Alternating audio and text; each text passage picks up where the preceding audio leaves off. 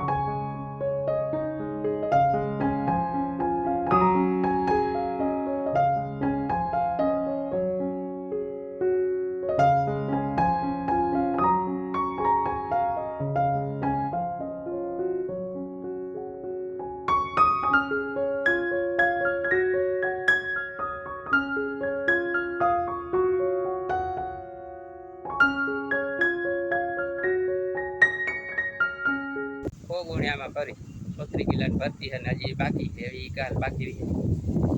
એ ચોખાઈ જે અંદર કેટલીક થાય એ ચોખા ખબર પડે આજે ભરવા જ નહીં આમાં ચોખે મૂકતા જાય કાલે ભરવા આવીએ પાછા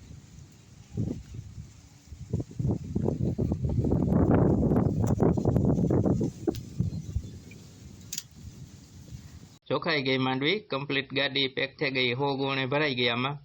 અને 21 ગુણે 21.5 ગુણે જે અંદર પડી એ હમાણી નહીં પડી કાલે ભરવા આવી છે તો 30 કિલાની ભરતી છે ને 121 ગુણી માંડવીની થઈ એટલે ઉતારો એટલો આવ્યો ઘણી ઉતરી તો હવે ઉતારો તો વધારે છે એટલી નહોતી હતું કે એટલી નહીં થાય પણ ઉતરી ઘણી વધારે ને સારી થઈ ગઈ ને ચોખાઈ પણ ગઈ અને કામ પતે ગું એમ તો વિડીયો જોતા રહીજો જોઈ લેજો અને ચેનલને સબસ્ક્રાઈબ કરી લેજો જય માતાજી